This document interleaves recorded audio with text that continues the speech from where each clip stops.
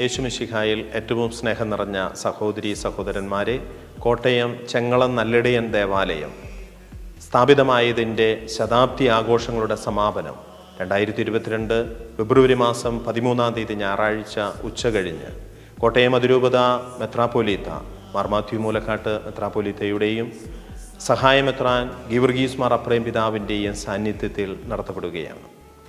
1922 ജനുവരി മാസം 16-ാം തീയതി ഈ ഇടവകാംഗം തന്നെയായ ഫാദർ ജേക്കബ് നെടുഞ്ചിറ വികാരിയായി പുനരയിക്കപ്പെട്ട 18 അൽമായരുടെ നേതൃത്വത്തിൽ സ്ഥാപിതമായതാണ് ചെങ്ങളം നല്ലിടയൻ ദേവാലയം. യാക്കോബായ സഭയിൽ നിന്ന് കേരള സഭയിലേക്ക് ആദ്യ പുനരയിക്കപ്പെട്ടത് ഒരു വൈദികനും ഒരു ഡീക്കനും 18 അൽമായരുമാണ്. അതിലെ ഡീക്കനും 18 അൽമായരും ഈ ചെങ്ങളം ഇടവകയിൽ നിന്ന് തന്നെയായിരുന്നു എന്നുള്ളതാണ് ചെങ്ങളം ഇടവകയുടെ പുനരൈക്യത്തിലെ ചരിത്രപരമായ പ്രാധാന്യമെന്ന് പറയുന്നത്.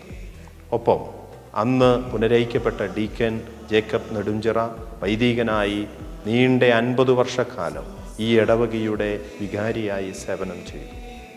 അതോടൊപ്പം തന്നെ നെടുഞ്ചിറ കൊച്ചച്ചൻ എന്നറിയപ്പെടുന്ന ഫാദർ ജോസഫ് നെടുഞ്ചിറ കവിയും കഥാകൃത്തും ധ്യാന പ്രസംഗകനും ആയിരുന്ന കൊച്ചച്ചൻ നെടുഞ്ചിറ കൊച്ചച്ചൻ ഈ ഇടവകാംഗം തന്നെയായിരുന്നു. കോട്ടയം പട്ടണത്തോട് ചേർന്ന് കുട്ടനാടിൻ്റെ ഭാഗമായ ഈ ചെങ്ങളം ഇടവകയിൽ ഇന്ന് 45ഓളം കുടുംബങ്ങളാണ് ഉള്ളത്. സ്വദേശത്തും വിദേശത്തുമുള്ള എല്ലാ ഇടവകാംഗങ്ങളെയും ചേർത്ത് വിപുലമായ ശതാബ്ദി ആഘോഷങ്ങൾ നടത്തപ്പെടണം എന്നാണ് ഞങ്ങൾ തീരുമാനിച്ചിരുന്നത്. എന്നാൽ ഈ കോവിഡിൻ്റെ പശ്ചാത്തലത്തിൽ വളരെ ലളിതമായ ആഘോഷ പരിപാടികൾ മാത്രമേ നമുക്ക് നടത്താൻ സാധിക്കുകയുള്ളൂ. അപ്പനാദേശ് TV-യിലൂടെ സ്വദേശത്തും വിദേശത്തും നിങ്ങൾക്കെല്ലാവർക്കും ഈ ശതാബ്ദി ആഘോഷങ്ങൾ കാണുവാനുള്ള അവസരമാണ് ഒരുക്കിയിരിക്കുന്നത്. കഴിഞ്ഞ 100 വർഷക്കാലം ചെങ്ങളം ഇടവകയ്ക്കും ഈ പ്രദേശത്തിനും സർവശക്തനായ ദൈവം നൽകിയ വലിയ അനുഗ്രഹങ്ങൾക്ക് നന്ദി പറയുവാൻ നിങ്ങളെല്ലാവരെയും ഏറെ സ്നേഹത്തോടുകൂടെ ഞാൻ സ്വാഗതം ചെയ്യുന്നു.